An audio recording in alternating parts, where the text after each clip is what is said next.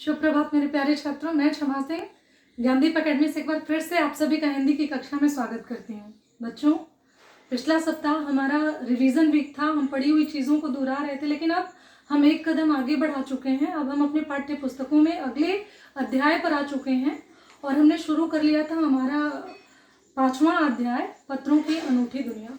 बच्चों, मैंने पहले वीडियो में भी इस पर चर्चा कर लिया है कि पत्र यहाँ व्याकरण की दृष्टि से तो हम हमेशा छोटी कक्षाओं से पत्र पढ़ते आ रहे हैं, लेकिन इस पाठ में पत्रों का किस प्रकार से महत्व है प्राचीन काल से आधुनिक काल तक, ये पत्र ही एक माध्यम है जिनके महत्व में कोई कमी नहीं आई। हाँ, ये कह सकते हैं कि आज तकनीक विज्ञान का समाज है, क्षेत्र है।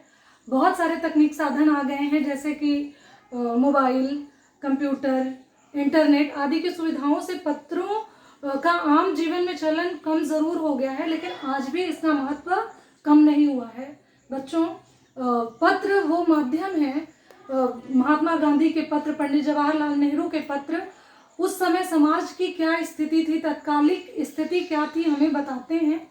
तो हम बढ़ते हैं अपने पाठ्य पुस्तक पे। पहले शुरू देख लेते हैं बच्चों। देखिए, आज दिनांक 17/7/2020, कक्षा 8, विषय हिंदी, प्रकरण चिट्ठियों की अनूठी दुनिया, और जिसके लेखक है अरविंद कुमार सिंह। पाठ का नाम ही है चिट्ठियों की अनूठी दुनिया। अनूठी का मतलब होता है निराली, मतलब चिट्ठी अपने आप में एक ऐसा माध्यम है जो बहुत ही अलग है, जिसकी तुलना हम और किसी भी संचार के साधन से नहीं कर सकते। बच्चों, तो पुस्तक की सहायता से हम आगे बढ़ते हैं।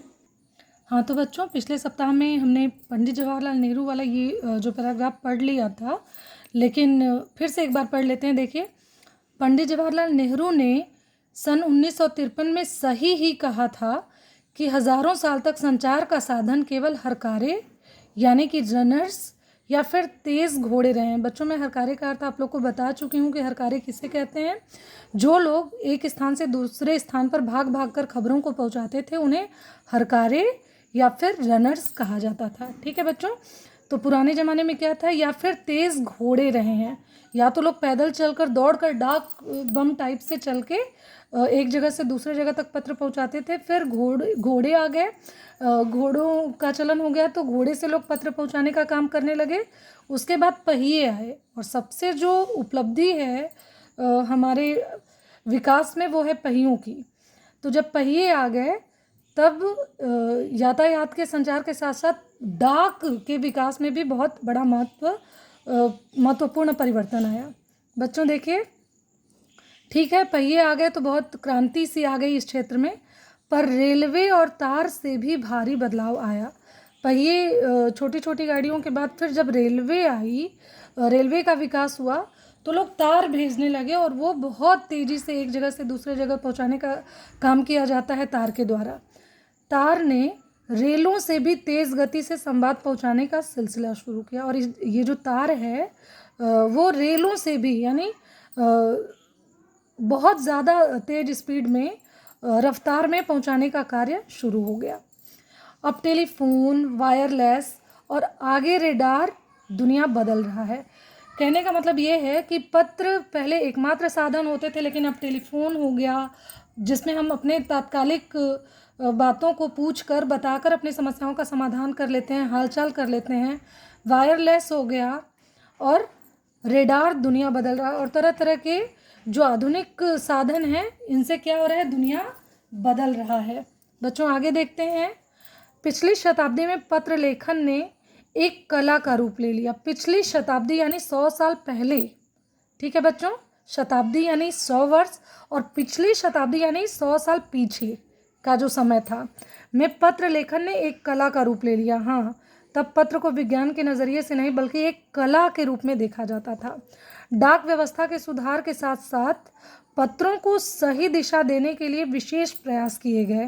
ध्यान देंगे बच्चों, पत्र संस्कृति विकसित करने के लिए, पत्र लिखने की कला सबको आ जाए, पत्र जो बहुत ज़्यादा पढ़े लिखे लोग नहीं हैं उनको भी आ जाए, इसलिए एक संस्कृति विकसित की गई। स्कूली पाठ्यक्रमों में पत्र लेखन का विषय भी शामिल किया गया। अब आ गई आपकी बात। जैसे आप व्याकरण पढ़ते हैं तो आपका एक टॉपिक होता है, एक प्रकरण होता है पत्र। तो ये क्यों किया गया? ताकि हर एक इंसान को अपनी बात अपने शब्दों में लिख के अपने हाल समाचार से जिनको वो चाहें उनसे अवगत करा सकें। इसलिए ये कला विकसित की गई, संस्कृति विकसित की गई कि बच्चों को स्कूल में पत्र लिखना सिखाया जाए और ये अनिवार्य रूप से किया जाए।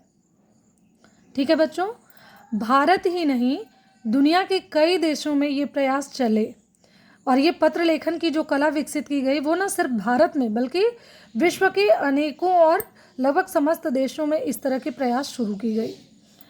विश्व डाक संघ ने अपनी ओर से भी काफ़ी प्रयास किया। सरकार के अलावा जो वर्ल्ड तौर पे इंटरनेशनल लेवल पे ये बात कही जा रही है कि विश्व डाक संघ ने अपनी ओर से भी काफ़ी प्रयास किए। विश्व ने इसकी ओर अपना योगदान दिया। ठीक है बच्चों, देखिए विश्व डाक संघ की ओर से 16 वर्ष से कम आयु वर्ग के बच्चों के लिए पत्र लेखन प्रतियोगिताएं आयोजित करने का सिलसिला सन 1972 से शुरू किया गया। बहुत अच्छी कदम उठाई गई कि 16 वर्ष से जो कम बच्चे थे उनके लिए तरह तरह के प्रतियोगिताएं कराए जाने लगे, प्रतियोगिताएं कराई जाने लगी। क्यों?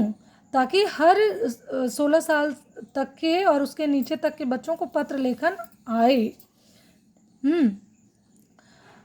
और ये काम कब शुरू किया गया? सन 1972 से शुरू किया गया। बच्चों आप लोग एक एक लाइन को ध्यान से पढ़ते जाइए क्योंकि रिक्त स्थानों की पूर्ति बीच से ही आता है। यह सही है कि खास तौर पर बड़े शहरों और महानगरों में संचार साधनों के तेज विकास तथा अन्य कारणों से पत्रों की आवाजाही प्रभावित हुई है।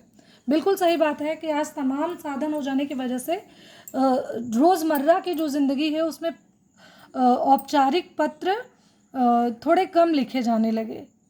अनौपचारिक पत्र थोड़े कम लिखे जाने लगे। मतलब अब सगे संबंधियों को फ़ोन करने के बजाय लोग क्या करते हैं, फ़ोन कर लेते हैं।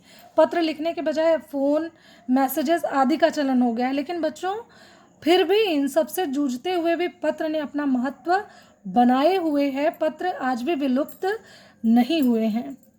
देखिए, पर देहाती दुनिया, शहरों की बात रही तो पत्र लेखन थोड़ा कम हो गया है, लेकिन जो देहाती दुनिया है वहाँ आज भी चिट्ठियों से ही मतलब अपने उद्गारों को व्यक्त किया जाता है। आज भी गांव देहात में चिट्ठियाँ लिखी जाती हैं। फैक्स, ईमेल, टेलीफोन तथा मोबाइल ने चिट्ठियों की तेज़ी को रोका है। तेज़ी यानी पहले हर 8 दिन पे, हर 10 दिन पे लोग अपनों को पत्र लिखने के लिए कलम उठाते थे, तो अब उस तरह की तेज़ी नहीं है, उस तरह की अनिवार्यता नहीं है। पर व्यापारिक डाक की संख्या लगातार बढ़ रही है। बच्चों मैंने अभी पहले ही बताया कि अनौपचारिक पत्र लेखन में थोड़ी कमी आ गई है, लेकिन व्यापारिक डाक की संख्या लगातार बढ़ रही है। उद्योग धंधों से संबंधित जो पत्र लिखे जाते हैं वो आज भी बहुतायत मात्रा में लिखे जाते हैं, बल्कि इनकी संख्या लगातार बढ़ती जा रही है। बच्चों आगे का हम अगले वीडियो से पढ़ेंगे।